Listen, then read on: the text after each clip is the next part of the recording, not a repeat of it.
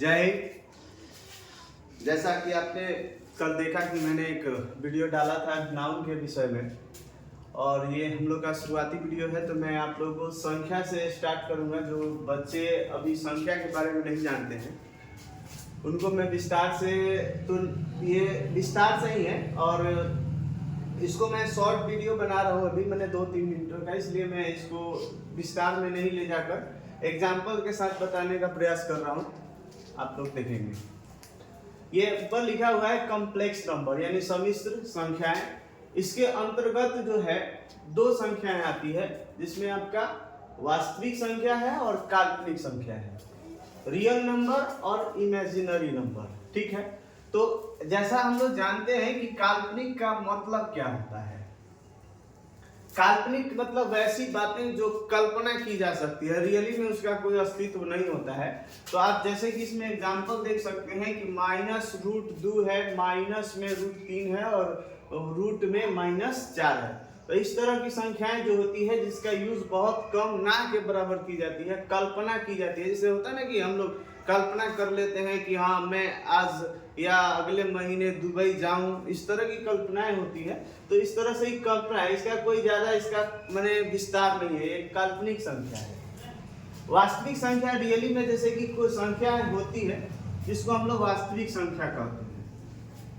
अब इसने क्या किया है कि इसमें 2 भाग हैं, पहला शांत और दूसरा अशांत। ठीक है, जिसको हम लोग बोलते हैं टर्मिनेटिंग नंबर और नॉन टर्मिनेटिंग नंबर। तो इसमें शांत के लिए आपको एग्जांपल दिया गया है 1, 2, 3।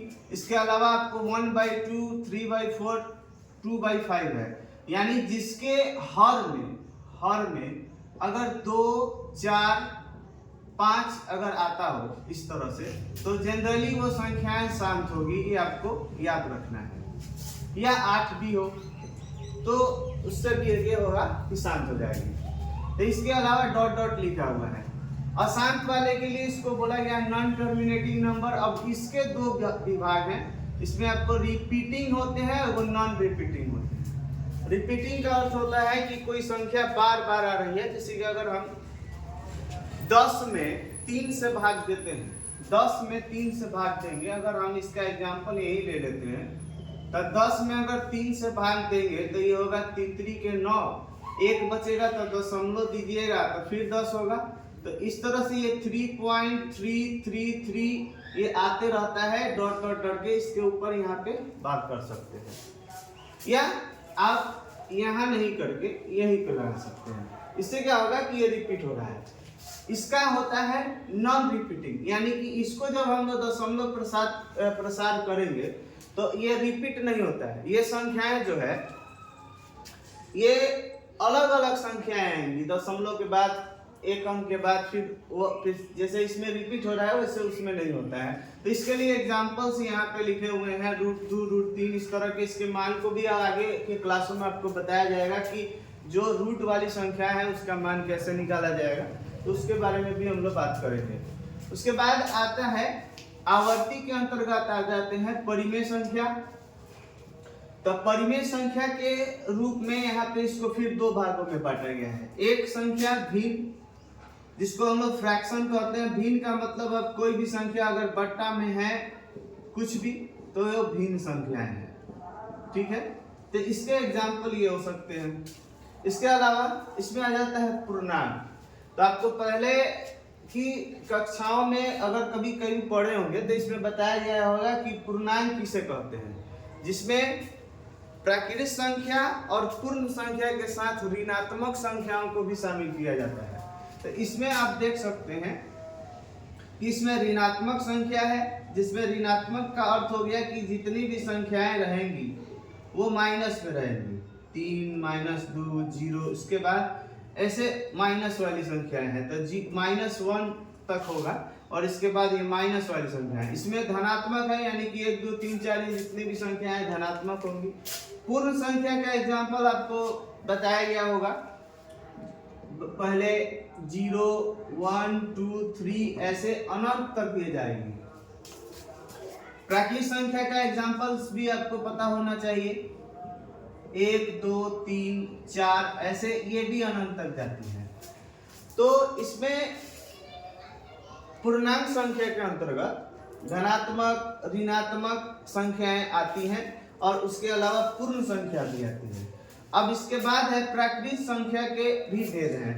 तो प्राकृत संख्या के अंतर्गत दो आते हैं, इसको अभाज्य संख्या या रूढ़ संख्या कहा जाता है, और एक होता है भाज्य संख्या या इसको यौगिक संख्या भी कहा जाता है, यौगिक संख्या।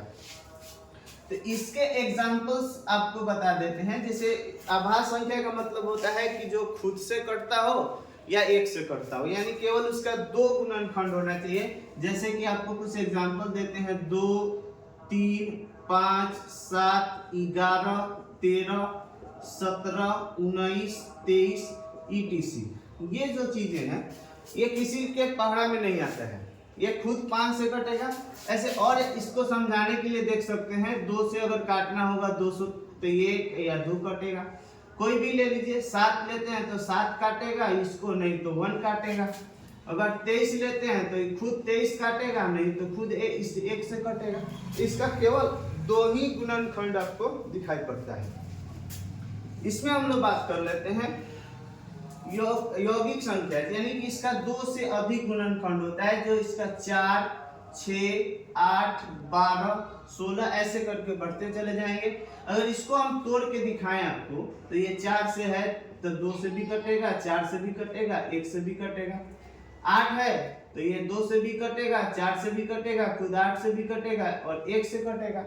इसके 3 गुणनखंड है, इसके 4 गुणनखंड है। इसी तरह अगर हम 12 को देखते हैं तो ये 2 से भी कटेगा, 3 से भी कटेगा, 4 से भी कटेगा, 6 से भी कटेगा, 12 से भी कटेगा और 1 से भी कटेगा। यानी कि इस तरह से इसका 2, 2, 4 ये 6 गुणनखंड है। इस तरह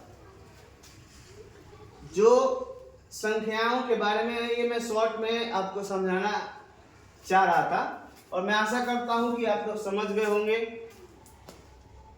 इसके बाद में अगली वीडियो डालूंगा। तब तक के लिए अलविदा, धन्यवाद।